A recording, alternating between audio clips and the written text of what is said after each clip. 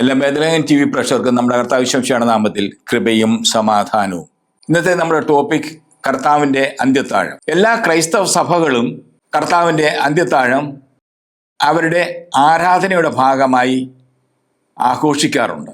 വിശുദ്ധ കുർബാന അർപ്പിക്കുന്ന സഭകളിൽ ഇത് വിശുദ്ധ കുർബാനയുടെ പരമോന്നതമായ ഭാഗമാണ്.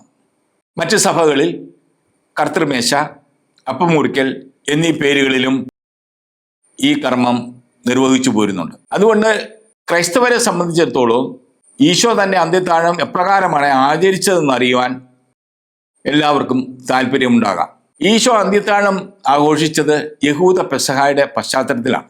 യഹൂദർ പെസഹ ആഘോഷിച്ചത് ഈജിപ്തിൻ്റെ അടിമത്തിൽ നിന്നും ദൈവമായ കർത്താവ് അവരെ മോചിപ്പിച്ചതിൻ്റെ ഓർമ്മയായിട്ടാണ്.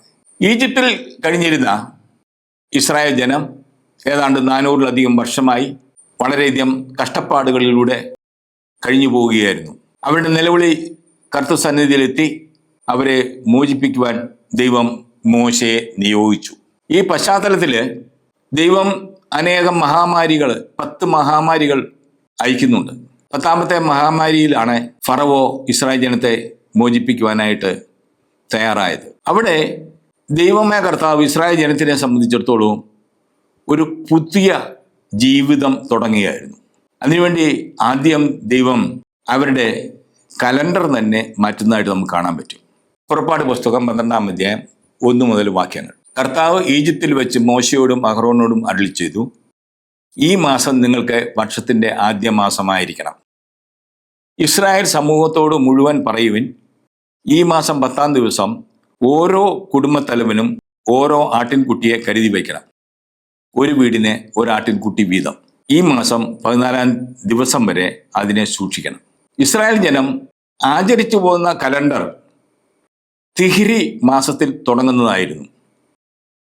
അതിൻ്റെ 7-ാം മാസമായിരുന്നു നിസാൻ മാസം. എന്നാൽ ദൈവമായ കർത്താവ് അവരോട് പറയുന്നു, ഈ നിസാൻ മാസം ഇനി മുതൽ നിങ്ങൾക്ക് ആദ്യ മാസമായിരിക്കും.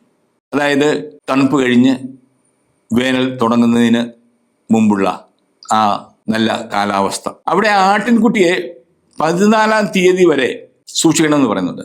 14-ാം തീയതി എന്താണ് പ്രത്യേകത? അന്ന് ഫുൾ മൂൺ ഡേ ആണ്, പൂർണ്ണചന്ദ്രനുള്ള ദിവസമാണ്. കാരണം ആ ദിവസമാണ് അവർ രാത്രിയിൽ അവിടുന്ന് യാത്ര പുറപ്പെടേണ്ടത്. അതുകൊണ്ട് പൂർണ്ണചന്ദ്രനുള്ള ദിവസം ദൈവം തിരഞ്ഞെടുത്തു. ഇനിയും 6-ാം വാക്യം മുതൽ ഇസ്രായേൽ സമൂഹവും മുഴുവൻ തങ്ങളുടെ ആട്ടിൻകുട്ടികളെ അന്ന് സന്ധ്യയ്ക്ക് കൊല്ലണം. അവർ അതിൻ്റെ മാംസം തീയിൽ ചുട്ട് പുളിപ്പില്ലാത്ത അപ്പവും കയ്പുള്ള ഇലകളും കൂട്ടി അന്ന് രാത്രി ഭക്ഷിക്കണം. ചുട്ടല്ലാതെ പച്ചയായോ വെള്ളത്തിൽ വേവിച്ചോ ഭക്ഷിക്കരുത്. അതിനെ മുഴുവനും തലയും കാലും ഉൾഭാഗവും അടക്കം ചുട്ടു ഭക്ഷിക്കണം. പ്രഭാതമാകുമ്പോൾ അതിൽ യാതൊന്നും അവശേഷിക്കരുത്. ഏതെങ്കിലും മിച്ചം വന്നാൽ തീയിൽ ദഹിപ്പിക്കണം.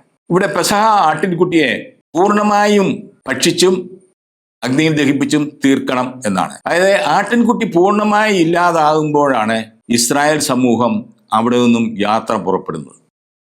ഇത് നമ്മുടെ കർത്താവ് യേശുമിശിഹാ കുരിശിൽ തന്നെ പൂർണ്ണമായും ബലിയെ അർപ്പിക്കുന്നതിൻ്റെ ഒരു മുന്നാസ്വാദനമായിട്ടാണ് നമ്മൾ കാണേണ്ടത്.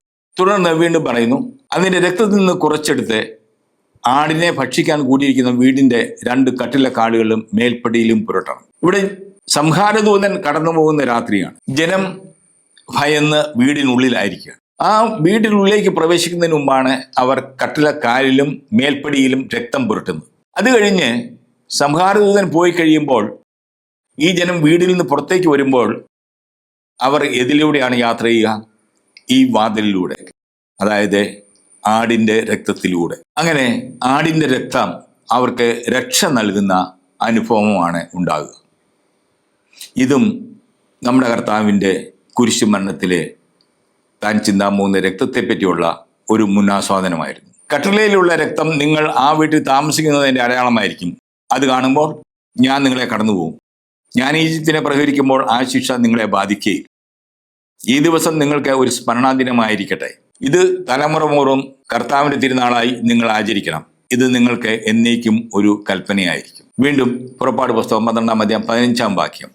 നിങ്ങൾ 7 ദിവസം പുളിപ്പില്ലാത്ത അപ്പം ഭക്ഷിക്കണം. പുളിപ്പില്ലാത്ത അപ്പത്തിൻ്റെ തിരുനാൾ നിങ്ങൾ ആചരിക്കണം. കാരണം ഈ ദിവസമാണ് ഞാൻ നിങ്ങളുടെ വ്യൂഹങ്ങളെ ഈജിപ്തിൽ നിന്നും പുറത്തു കൊണ്ടുവന്നത്. നിങ്ങൾ തലമുറ തോറും ഈ ദിവസം ആചരിക്കണം. ഇത് എന്നേക്കുമുള്ള കൽപ്പനയാണ്. ഇവിടെ 2 കൽപ്പനയാണ് ദൈവം കൊടുക്കുന്നത്. ഒന്ന്, കുഞ്ഞാടിന്റെ രക്തം കട്ടിലയിൽ പുരട്ടുന്ന സംഭവം, അതിലൂടെ അവർ രക്ഷ നേടുന്ന സംഭവം. 2, പുളിപ്പില്ലാത്ത അപ്പത്തിന്റെ ഭക്ഷണം കഴിക്കുക 7 ദിവസത്തേക്ക്. എന്തിനാണ് 7 ദിവസം തിരഞ്ഞെടുത്തത്? ദൈവം ആദിയിൽ ആകാശവും ഭൂമിയും സൃഷ്ടിച്ചു 6 ദിവസം കൊണ്ട്, 7-ാം ദിവസം വിശ്രമിച്ചു. അതായത് 7 ദിവസം കൊണ്ട് ദൈവം സൃഷ്ടികർമ്മം പൂർത്തിയാക്കി. ഇവിടെ ഇസ്രായേൽ ജനത്തിന്റെ ഒരു പുതിയ ജീവിതം ആരംഭിക്കുകയാണ്. ഒരു പുതിയ സൃഷ്ടികർമ്മം നടക്കാൻ പോവുകയാണ്. അതിനാണ് 7 ദിവസം ഇവർ പുളിപ്പില്ലാത്ത അപ്പം ഭക്ഷിക്കണമെന്ന് പറഞ്ഞത്. എന്തുകൊണ്ടാണ് പുളിപ്പില്ലാത്ത അപ്പം ഭക്ഷിക്കേണ്ടത്? അതേപ്പറ്റി പുറപ്പാട് പുസ്തകത്തിൽ പറയുന്നത് അവർ ധൃതിയിൽ പുറപ്പെടാൻ പോകുന്നത് കൊണ്ട് അപ്പം പുളിപ്പിക്കുവാനുള്ള സമയം അവർക്കില്ല. അത് ഒരു കാരണമാണ്. മറ്റൊന്ന്, പുളിപ്പ് ഈജിപ്തിന്റെ പശ്ചാത്തലത്തിലാണ്. കാരണം ഓരോ ദിവസവും പുളിമാവ് വയ്ക്കുന്നത് തലേ ദിവസത്തെ പുളിമാവാണ്. ആ ദിവസത്തെ പുളിമാവ് അതിൻ്റെ തലേ ദിവസത്തെയാണ്. അപ്പോൾ ആ ഈജിപ്തിന്റെ ആ പാരമ്പര്യത്തിൽ നിന്നും പൂർണ്ണമായ വിടുതലാണ് ദൈവം ആഗ്രഹിക്കുന്നത്. ഇതും പാപമോചനത്തിന്റെ യേശുക്രിസ്തുവിന്റെ ബലിയിലേക്കുള്ള സൂചനയാണ് നമുക്ക് നൽകുന്നത്. ഈ പശ്ചാത്തലത്തിലെ ആണ് യഹൂദർ പെസഹ ആചരിക്കുന്നത്. പെസഹയെ പറ്റി പറയുമ്പോൾ അവരുടെ പെസഹ ഭക്ഷണമാണ് ഏറ്റവും പ്രധാനപ്പെട്ടത്. അതിന് സേദർ എന്നാ പറയുക. സേദർ എന്ന് പറഞ്ഞാൽ ക്രമം, ക്രമീകരണം എന്നൊക്കെയാണ് അതിൻ്റെ അർത്ഥം. എന്തിനാണ് പെസഹ ആചരിക്കുന്നത് എന്ന് അവരോട് ചോദിച്ചാൽ അവർക്കതിന് കൃത്യമായ മറുപടിയുണ്ട്. പുറപ്പാട് പുസ്തകം 13-ാം അധ്യായം 8-ാം വാക്യം, ആ ദിവസം നിന്റെ മകനോട് പറയണം, ഈജിപ്തിൽ നിന്നും ഞാൻ പുറത്തു പോന്നപ്പോൾ കർത്താവ് എനിക്ക് വേണ്ടി പ്രവർത്തിച്ചതിൻ്റെ ഓർമ്മയായിട്ടാണിത്. ഓരോ യഹൂദിനും അവരുടെ വരും തലമുറയ്ക്ക് പകർന്നു കൊടുക്കേണ്ടതായ ഒരു ബോധവൽക്കരണമാണ് പെസഹ ആചരണം.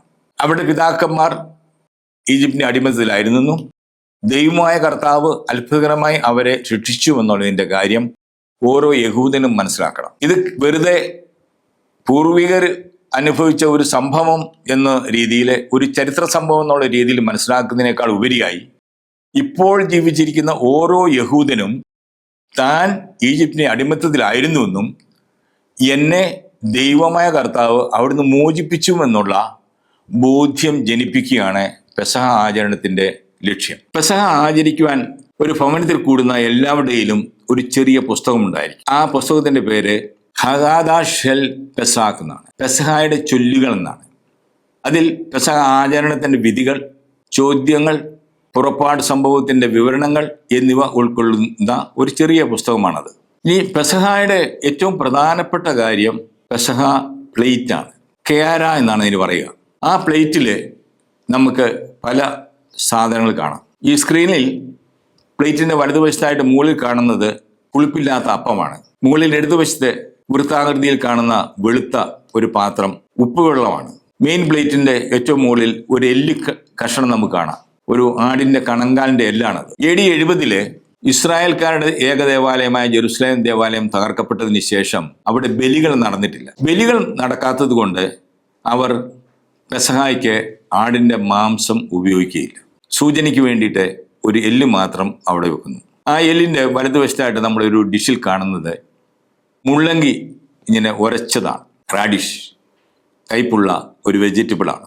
അതിന് താഴെയായിട്ട് നട്ട്സും ഫ്രൂട്ട്സും ഒക്കെ ചെറുതായി അരിഞ്ഞത് തേനിൽ കുഴച്ചു വെച്ചിരിക്കുന്നതാണ്. അതിൻ്റെ അടുത്ത് ഏറ്റവും താഴെയായിട്ട് 2 ഇലകൾ കാണും.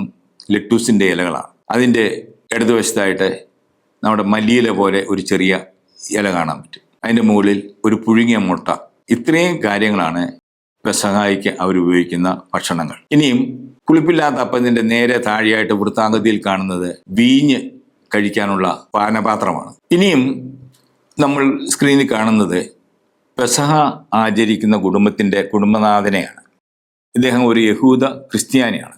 യഹൂദർ പെസഹ ആചരിക്കുമ്പോൾ ആ കുടുംബനാഥൻ പ്രത്യേക വേഷം ധരിക്കണം. ആ വേഷം അവിടെ നമുക്ക് ഈ സ്ക്രീനിൽ കാണാം. കൂടാതെ ഓരോ വ്യക്തിയും 4 കപ്പ് വീഞ്ഞാണ് പെസഹായിൽ കുടിക്കേണ്ടത്. എന്നാൽ ഓരോരുത്തർക്കും 4 കപ്പുകൾ കൊടുക്കുകയില്ല. 1 കപ്പാണ് കൊടുക്കുന്നത്. 1 കപ്പിൽ വീഞ്ഞ് നിറച്ചു കൊടുക്കും.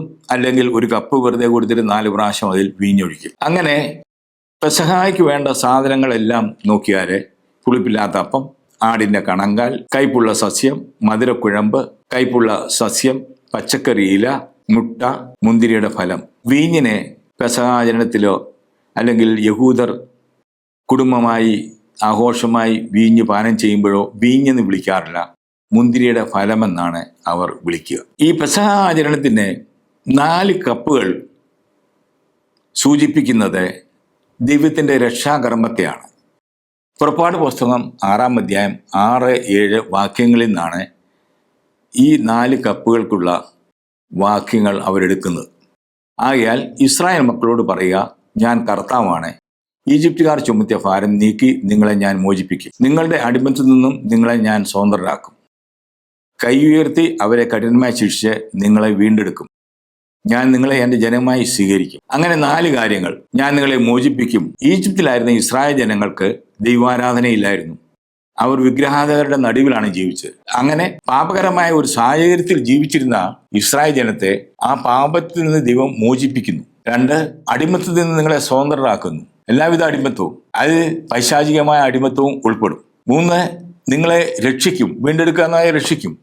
4, നിങ്ങളെ സ്വന്തം ജനമായി സ്വീകരിക്കും. അങ്ങനെ ഈ 4 കാര്യത്തിന് വേണ്ടിയിട്ടാണ് 4 കപ്പ് വീഞ്ഞ് കുടിക്കുക. അവസാനം പറയുന്നത്, ഈജിപ്തുകാരുടെ ദാസ്യത്തിൽ നിന്ന് നിങ്ങളെ മോചിപ്പിച്ച ഞാനാണ് നിങ്ങളുടെ ദൈവമായ കർത്താവ് എന്ന് നിങ്ങൾ അറിയും. ഇത് 1-ാം കൽപ്പന തന്നെയാണ്. അടിമത്തത്തിൻ്റെ ഭവനമായ ഈജിപ്തിൽ നിന്നും നിന്നെ മോചിപ്പിച്ച നിന്റെ ദൈവമായ കർത്താവ് ഞാനാകുന്നു, ഞാനല്ലാതെ മറ്റ് ദേവന്മാർ നിനക്കുണ്ടാകരുത്. അപ്പോൾ എല്ലാ പ്രതിസന്ധികളിൽ നിന്നും തങ്ങളെ മോചിപ്പിക്കുന്ന ഒരു കർത്താവ് അവർക്കുണ്ട് എന്നുള്ളതാണ് യഹൂദരുടെ വലിയ ധൈര്യവും വിശ്വാസവും. അത് ഏത് പ്രതിസന്ധി ആയൊക്കെയുള്ളത്, ആ ദൈവത്തായിട്ട് അവർക്കുള്ള ബന്ധം അഭങ്കുരമാണ്. യാതൊരു മറ്റു സ്വാധീനങ്ങൾക്കും അവരെ അതിൽ നിന്ന് വ്യതിചലിപ്പിക്കാൻ സാധിക്കുകയില്ല. യാഹുവായിട്ടുള്ള ബന്ധം ദാമ്പത്തിക ബന്ധം പോലെ ദൃഢമാണ്. വിശ്വസ്തതയുടെ ബന്ധമാണ് യാഹുവയും ഇസ്രായേൽ ജനവും തമ്മിലുള്ളത്. ഇംഗ്ലീഷിൽ ആ വാക്യങ്ങൾ പറയുമ്പോൾ 4 കപ്പിൻ്റെ കാരണങ്ങൾ നമുക്ക് വളരെ ക്ലിയറാണ്. I will bring you out, I will deliver you, I will redeem you, I will take you. ഈ 4 കാരണത്തിൻ്റെ പേരിലാണ് 4 കപ്പ് വീഞ്ഞ് കുടിക്കുക. അതിൽ 1-ാമത്തെ കപ്പിനെ അവർ പറയുക കപ്പ് ഓഫ് സാങ്ക്ടിഫിക്കേഷൻ. ആ ഈജിപ്തിൻ്റെ അടിമത്തിൽ നിന്ന് അവരെ മോചിപ്പിച്ചപ്പോൾ അവിടെ ഉണ്ടായിരുന്ന വിഗ്രഹാരാധനകളിൽ കൂടി അവരെ വിശദീകരിക്കുകയായിരുന്നു. അത് I will bring you out എന്നുള്ളതിൻ്റെ ഓർമ്മയാണ്. 2-ാമത്തത് കപ്പ് ഓഫ് ഡെലിവറൻസ്, അവർക്ക് സ്വാതന്ത്ര്യം നൽകുന്നു, I will deliver. 3, cup of redemption, I will redeem you. 4, സ്തുതിയുടേതാണ്, ഐ വിൽ ടേക്ക് യു എന്നുള്ളതിന്. പെസഹ ആചരണത്തിൽ അവർ ചെല്ലുന്നത് 113 മുതൽ 18 വരെയുള്ള സങ്കീർത്തനങ്ങളാണ്. അത് ഈ 113-14 സങ്കീർത്തനങ്ങൾ പെസഹ ആചരണത്തിന് മുൻപ് തന്നെ ചൊല്ലും. 15 മുതൽ 18 വരെയുള്ളത് പെസഹയുടെ അവസാന ഭാഗത്തും. ഈ പശ്ചാത്തലത്തിലാണ് പെസഹായിൽ ഈശോയുടെ ആമുഖം. ലൂക്കായുടെ സുവിശേഷം 22-ാം അധ്യായം 15-ാം വാക്യം. അവൻ അവരോട് പറഞ്ഞു, പീഡ അനുഭവിക്കുന്നതിന് മുമ്പ് നിങ്ങളോട് കൂടെ ഈ പെസഹ ഭക്ഷിക്കുന്നതിന് ഞാൻ അത്യധികം ആഗ്രഹിച്ചു. ഞാൻ നിങ്ങളോട് പറയുന്നു, ദൈവരാജ്യത്തിൽ ഇത് പൂർത്തിയാകുന്നത് വരെ ഇനി ഞാൻ ഇത് ഭക്ഷിക്കുകയില്ല. അത് കഴിഞ്ഞ് സങ്കീർത്തനം 113-14 ആലപിക്കുന്നു. സങ്കീർത്തനം 113-114 ആലപിച്ചതിന് ശേഷം പെസഹായുടെ ആദ്യത്തെ പടി തുടങ്ങുകയാണ്. പെസഹ തുടങ്ങുന്നത് പാനപാത്രത്തിൻ്റെ ആശീർവാദത്തോടു കൂടിയാണ്. പാനപാത്രം ആശീർവദിച്ചു, കൃതജ്ഞതാ സ്തോത്രം ചെയ്ത് പാനപാത്രം കൊടുത്തു എന്ന് പറഞ്ഞാൽ ഒരേ കർമ്മം തന്നെയാണ്. കൃതജ്ഞതാ സ്തോത്രത്തിൻ്റെ ആ പ്രാർത്ഥനയെ അവർ ബ്ലെസ്സിങ് എന്നാണ് പറയുക. അതുകൊണ്ടാണ് പാനപാത്രം ആശീർവദിച്ചെന്ന് പറയുന്നതിൻ്റെ കാരണം. യഹൂദരുടെ ഭാഷ ഹീബ്രു ആണ്. അതുകൊണ്ട് അവരുടെ പ്രാർത്ഥന എല്ലാം ഹീബ്രു ഭാഷയിലാണ്. ബാരുക് അത്ത അദോനായി എലോഹേനു മെലക് ഹവോലാം ബോരെ പേരി ഹഗാഫൻ. മുന്തിരിപ്പഴത്തിൻ്റെ സൃഷ്ടാവും പ്രപഞ്ചത്തിൻ്റെ രാജാവും നമ്മുടെ ദൈവമായ കർത്താവ് അനുഗ്രഹീതനാകുന്നു. ഇസ്രായേൽ ജനം എന്നും സംഘർഷത്തിലാണ്, എന്നും അവർ യുദ്ധത്തിലാണ്. ഈ യുദ്ധത്തിൻ്റെ നടുവിലും അവരെ സംരക്ഷിക്കുന്ന ദൈവത്തിൻ്റെ പരിപാലനയിൽ എപ്പോഴും യഹൂദർക്ക് വിശ്വാസമുണ്ട്. പാനപാത്രം പങ്കുവയ്ക്കുന്നതിനെ പറ്റി അവർ ഉദ്ധരിക്കുന്ന ഒരു വാക്യം 23-ാം സങ്കീർത്തനം 5-ാം വാക്യമാണ്. എൻ്റെ ശത്രുക്കളുടെ മുമ്പിൽ അവിടുന്ന് എനിക്ക് വിരുന്നൊരുക്കുന്നു, എൻ്റെ ശിരസ് തൈലം കൊണ്ട് അഭിഷേകം ചെയ്യുന്നു, എൻ്റെ പാനപാത്രം കവിഞ്ഞൊഴുകുന്നു. സാധാരണഗതിയിൽ ഒരു ശത്രു നമ്മുടെ മുന്നിലുണ്ടെങ്കിൽ നമ്മുടെ കയ്യിലിരിക്കുന്ന ഭക്ഷണം പോലും നമുക്ക് കഴിക്കാൻ സാധ്യമല്ല. എന്നാൽ ഇവിടെ ഈ സങ്കീർത്തനത്തിൽ പറയുന്നത് ശത്രുവിൻ്റെ മുന്നിൽ വെച്ച് കർത്താവ് അവരെ അതിഥിയായി സ്വീകരിക്കുന്നു, അവർക്ക് വിരുന്നൊരുക്കുന്നു. അതിഥികളെ സ്വീകരിക്കുമ്പോൾ ശിരസിൽ തൈലം കൊണ്ട് പൂശും, ഇനി പാനപാത്രം കവിഞ്ഞൊഴുകുന്നു. അതായത് സമൃദ്ധിയുടെ അടയാളമാണ് കവിഞ്ഞൊഴുകുന്ന പാനപാത്രം.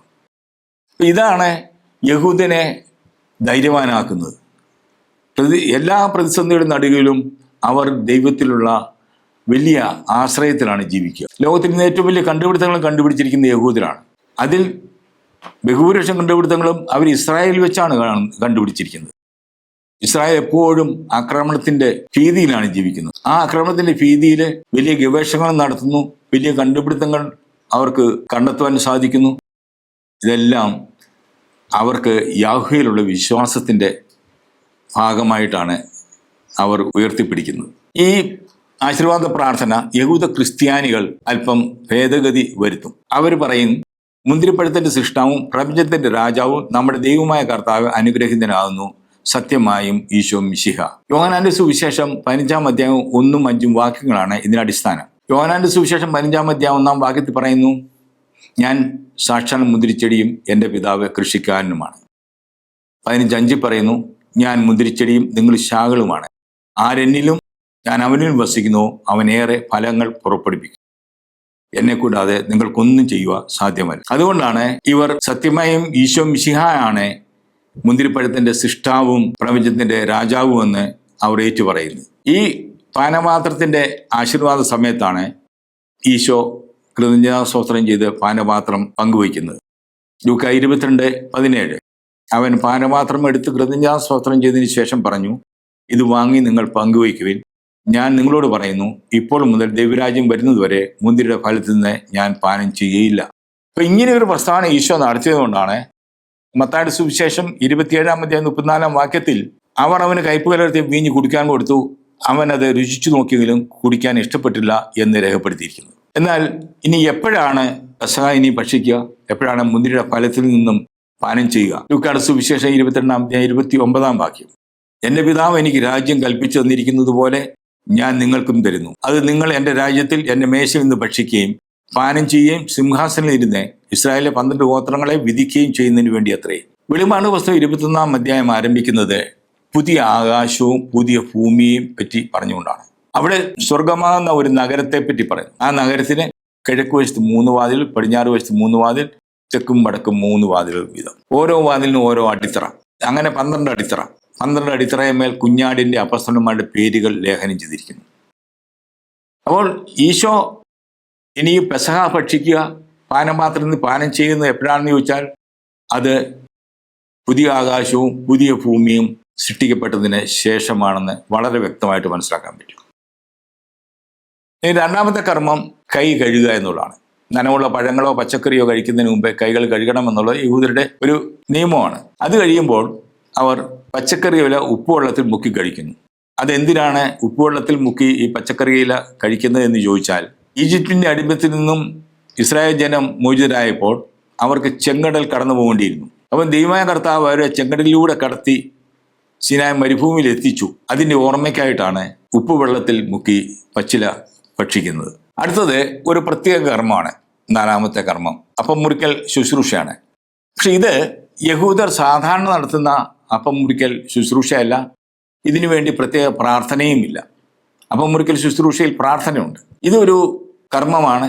അതെന്താണ് ചെയ്യുന്നത് വെച്ചാൽ, പുളിപ്പില്ലാത്ത അപ്പങ്ങൾ എടുക്കും. ആ അപ്പത്തിൽ നെടുകെ ചാലുകൾ ഉണ്ടായിരിക്കും, അതിൽ തുളകളും ഉണ്ടായിരിക്കും. 3 അപ്പം ഒന്നിനു മുകളിലെ ഒന്നായി അവർ അടുക്കി വെക്കുന്നു. അത് ഏറ്റവും മുകളിലത്തെ അപ്പം അവർ പറയും പ്രധാന പുരോഹിതനാണ്, 2-ാമത്തെ അപ്പം പുരോഹിത വർഗമാണ്, ഏറ്റവും താഴത്തെ അപ്പം ഇസ്രായേൽ ജനമാണെന്ന് പറയും. ഇനി വേറെ ചിലർ പറയും ഇത് അബ്രാഹാം, ഇസാഖ്, യാക്കോബ് എന്ന പിതാക്കന്മാരെ പറ്റി ആണ്, അവരുടെ കൂട്ടായ്മയെ പറ്റിയാണെന്ന് പറയും. ഏതാണ് ഈ 3 അപ്പം അവരിങ്ങനെ അടുക്കി വെക്കും. നടുക്കത്തെ അപ്പം എടുത്ത് അവർ കുറുകെ മുറിക്കുന്നു. അതായത് മുകളിലും താഴെയായിട്ട് വെച്ചിട്ട് ഇങ്ങനെ മുകളിൽ നിന്ന് താഴെയായിട്ട് 2ആയിട്ട് മുറിക്കുന്നു.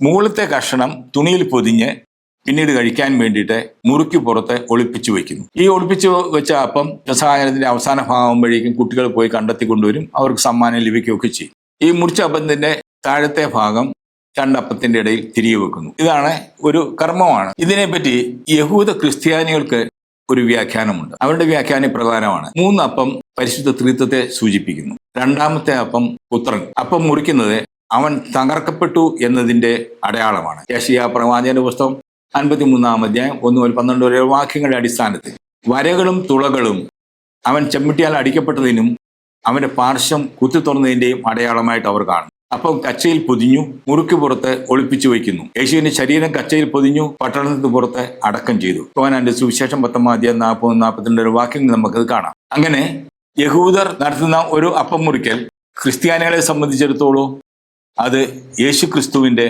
പീഡാസഹനത്തിന്റെയും മരണത്തിന്റെയും സംസ്കാരത്തിന്റെയും സൂചനയായി അവർ കാണുന്നു. 5-ാമത്തേത് രണ്ടാമത്തെ പാനപാത്രം കുടിക്കുന്ന ചടങ്ങാണ്. ഇത് വളരെ ദൈർഘ്യമേറിയ ഒരു ചടങ്ങാണ്. അവരുടെ ഇസ്രായേൽ ജനത്തിനിടയിൽ അവരെ ഈജിപ്തിന്റെ അടിമത്തിൽ നിന്ന് മോചനം ലഭിച്ച കഥ ഹഗാദ എന്ന കൊച്ചു പുസ്തകത്തിൽ നിന്ന് വായിക്കുന്നു.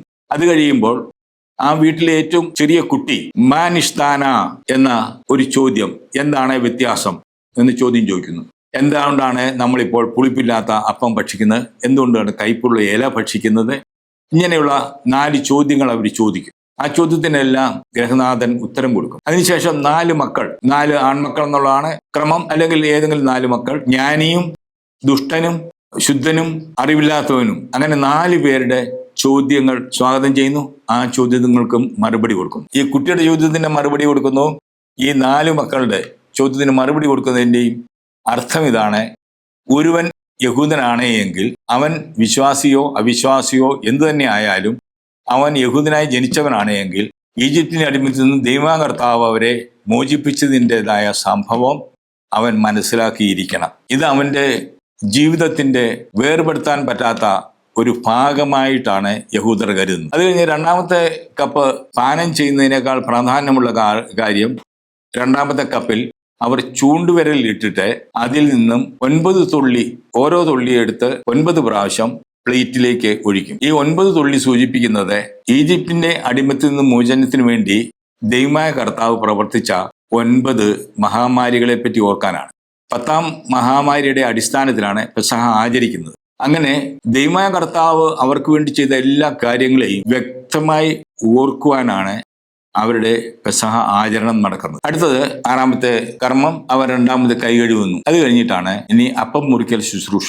ഇത് പെസഹ അപ്പമല്ല, സാധാരണ അപ്പം മുറിക്കൽ ശുശ്രൂഷയാണ് ഇവിടെ പറയുന്നത്. അതായത് യഹൂദർ എപ്പോഴൊക്കെ ഭക്ഷണം കഴിക്കുവോ അപ്പോഴെല്ലാം അവർ അപ്പം മുറിക്കൽ ശുശ്രൂഷ നടത്തും. അതായത് ഒരപ്പം എടുത്ത് പല കഷണങ്ങളായി മുറിച്ച് എല്ലാവർക്കുമായി കൊടുക്കും. ഇത് 3 കാര്യത്തിന് വേണ്ടിയിട്ടാണ് അവർ ചെയ്യുന്നത്. ഒന്നാമത് ദൈവവും അവരും തമ്മിലുള്ള ഉടമ്പടി ഓർക്കുവാൻ വേണ്ടിയിട്ട്.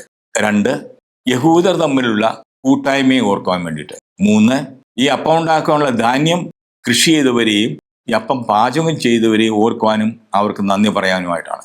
അപ്പൊ അപ്പം മുറിക്കൽ യഹൂദിനെ സംബന്ധിച്ചിടത്തോളം എല്ലാ ഭക്ഷണ സമയത്തും നടക്കുന്ന ഒരു കാര്യമാണ്.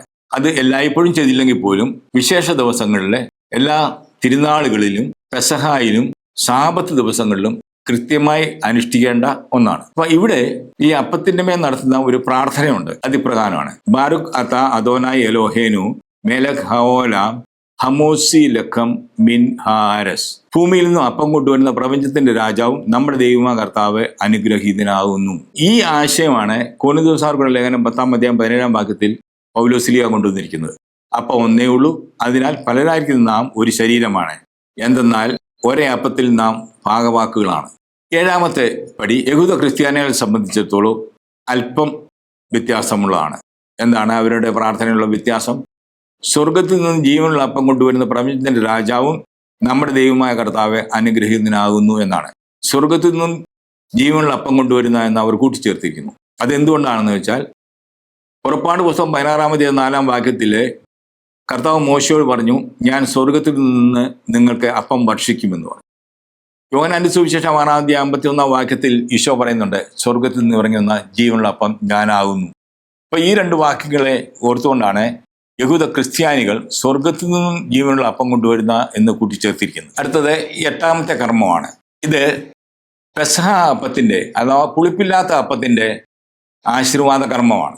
ഇവിടെ യഹൂദ പ്രാർത്ഥന ഇപ്രകാരമാണ്: ബാരുക് അത അദോനായി എലോഹേനു മേലക് ഹഓലാം അഷത് കിത്സാനു ബെ മിത്സോത്താവ് ബസിവാനു അൽ അഖിലത് മാത്സ. അവന്റെ കൽപ്പനകൾ ഞങ്ങളെ വിശദീകരിക്കുകയും പുളിപ്പില്ലാത്ത അപ്പം ഭക്ഷിക്കുവാൻ ഞങ്ങളോട് കൽപ്പിക്കുകയും ചെയ്ത പ്രപഞ്ചത്തിന്റെ രാജാവും നമ്മുടെ ദൈവമായ കർത്താവ് അനുഗ്രഹീതനാകുന്നു. ഈ 2 ആശീർവാദ പ്രാർത്ഥനകൾക്ക് ശേഷം അപ്പം മുറിച്ച് ചെറിയ കഷണങ്ങൾ, അതായത് ഒരു ഒലിവുകായുടെ വലിപ്പത്തിലുള്ള ചെറിയ കഷ്ണങ്ങൾ ഒന്നോ രണ്ടോ അവർ ഇടത്തേക്ക് ചെരിഞ്ഞു കിടന്ന് ഭക്ഷിക്കുന്നു.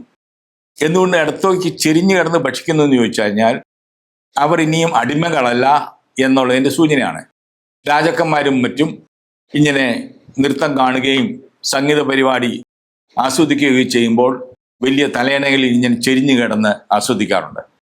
അതിൻ്റെ ഒരു സൂചനയാണ് ഇവർ ഇടത്തേക്ക് ചെരിഞ്ഞു കിടന്ന് ഈ ഭക്ഷണം, അതായത് വളരെ ചെറിയ അപ്പത്തിൻ്റെ കഷ്ണം ഭക്ഷിക്കുന്നത്. ഈശോ ഈ അവസരത്തിലാണ് അപ്പം എടുത്ത് കൃതജ്ഞതാസ്തോത്രം ചെയ്ത് മുറിച്ചു കൊടുക്കുന്നത്. ലൂക്കായുടെ സുവിശേഷം 22-ാം 19-ാം വാക്യം. പിന്നെ അവൻ അപ്പം എടുത്ത് കൃതജ്ഞതാസ്തോത്രം ചെയ്ത് മുറിച്ച് അവർക്ക് കൊടുത്തവൻ്റെ അരുളി ചെയ്തു, ഇത് നിങ്ങൾക്ക് വേണ്ടി നൽകപ്പെടുന്ന എൻ്റെ ശരീരമാണ്, എൻ്റെ ഓർമ്മയ്ക്കായി ഇത് ചെയ്യുവിൻ. ഇവിടെ 2 ഭാഗങ്ങളായിട്ട് നമ്മൾ ഇതിനെ കാണണം. ഒന്ന്, അപ്പം എടുത്ത് ആശീർവദിച്ച് മുറിച്ച് അവർക്ക് കൊടുക്കുന്നു.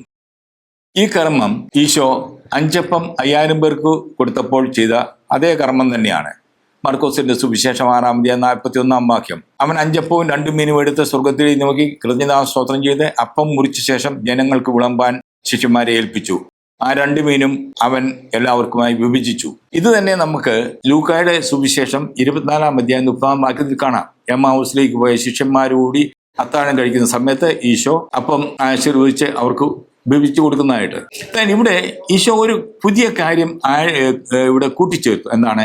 ഇത് നിങ്ങൾക്ക് വേണ്ടി നൽകപ്പെടുന്ന എൻ്റെ ശരീരമാണ്, എൻ്റെ ഓർമ്മയ്ക്കായി ഇത് ചെയ്യുവിൻ. കാരണം യഹൂദർ ഇത്രയും നാളും പെസഹ ആചരിച്ചിരുന്നത് കർത്താവിന്റെ ഓർമ്മയ്ക്കായിട്ടാണ്. ഈജിപ്തിനെ അടിമത്തിൽ നിന്ന് അവരെ മോചിപ്പിച്ചതിന്റെ ഓർമ്മയ്ക്കായിട്ടാണ്. എന്നാൽ ഈശോ തന്റെ ശിഷ്യന്മാരോട് പറയുന്നു, ഇനി നിങ്ങൾ പെസഹ ആചരിക്കുമ്പോൾ അത് ഈ പഴയ പെസഹയുടെ ഓർമ്മയായിട്ടല്ല, പുതിയ പെസഹയാണ്. താൻ തന്നെ പെസഹ ആകുകയാണ്. പിറ്റേ ദിവസം കുരിശിൽ ഈ ഭൂമിയിൽ നിന്നും അവൻ പിതാവിന്റെ അടുക്കലേക്ക് എടുക്കപ്പെടുകയാണ്, മരണത്തിലൂടെ, പുനരുദ്ധാനത്തിലൂടെ. അപ്പം ശിഷ്യന്മാർ ഇനി പെസഹ ആചരിക്കേണ്ടത് തൻ്റെ കുരിശു മരണത്തെ ഓർത്തുകൊണ്ടാണ്.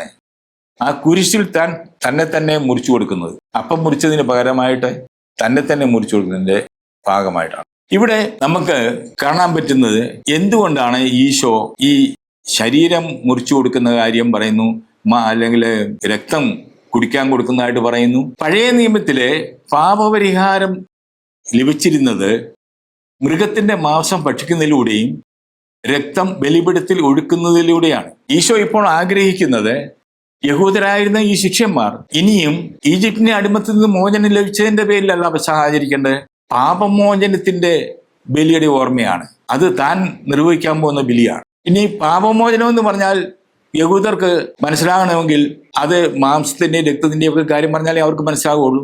ഈശോയുടെ മരണോത്ഥാനത്തിലൂടെ അവർക്ക് പാപമോചനം ലഭിക്കുമെന്ന് പറഞ്ഞാൽ അവർ മരണവും കണ്ടിട്ടില്ല, ഉത്ഥാനവും കണ്ടിട്ടില്ല. യേശു അപ്പോഴും അവരുടെ കൂടെ ജീവിച്ചിരിപ്പുണ്ട്. പരിശുദ്ധാത്മാവിനെ പറ്റി പറഞ്ഞാലും അവർ പരിശുദ്ധാത്മാവിനെ കണ്ടിട്ടില്ല. അപ്പോൾ അവർക്ക് മനസ്സിലാകുന്ന ഭാഷയിലേക്ക് കാര്യങ്ങളെ കൊണ്ടുപോവുകയാണ്. ആ മാംസത്തിൽ നിന്ന് രക്തത്തിൽ നിന്ന് പിന്നീട് അത് പരിശുദ്ധാത്മാവിലേക്ക് ഈശോ നയിക്കുന്നുണ്ട്, ഉത്തിതനായ ഈശോ മിശിഹായിലേക്ക് നയിക്കുന്നുണ്ട്. അത് കഴിഞ്ഞ ഒരു വീഡിയോയിൽ ഞാൻ ചെയ്തിരുന്നു. 9-ാമത്തെ കർമ്മം. വീണ്ടും കൈപ്പുള്ള ഈ സസ്യം ഭക്ഷിക്കുന്നു. പുറപ്പാട് പുസ്തകം 12:8. അവർ അതിന്റെ മാംസം തിരിച്ചിട്ട് പുളിപ്പില്ലാത്തവും കൈപ്പുള്ള ഇലകളും കൂട്ടി അന്ന് രാത്രി ഭക്ഷിക്കണം. ഈ കൈപ്പുള്ള ഇല ഭക്ഷിക്കണമെന്നുള്ളത് കർത്താവിന്റെ കൽപ്പനയായിട്ടാണ് അവരത് സ്വീകരിച്ചിരിക്കുന്നത്. അതുപോലെ തന്നെ കൈപ്പുള്ള സസ്യത്തിന്റെ ഇല ലെറ്റൂസ് അവർ ഭക്ഷിക്കും. അതെന്തിനാണ്? ലെറ്റൂസ് ആദ്യം ചവിക്കുമ്പോൾ വലിയ കുഴപ്പമില്ലാത്ത ടേസ്റ്റാണ്, എന്നാൽ കുറച്ചുകൂടി ചവിച്ച് കഴിയുമ്പോൾ കയ്പുണ്ടാവും.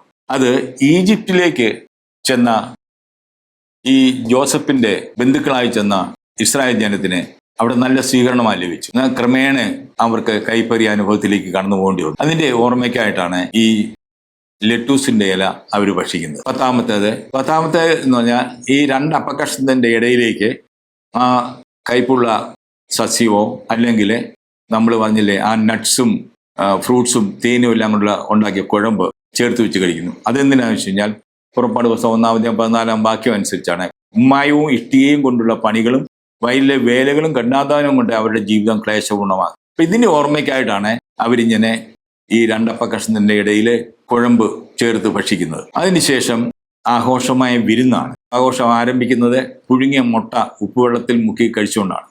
ഉപ്പുവെള്ളത്തിൽ മുക്കി കഴിക്കുന്നത് അവര് കടന്നുപോയ യാതനകളെ പറ്റി ഓർക്കാൻ വേണ്ടിയിട്ടാണ്.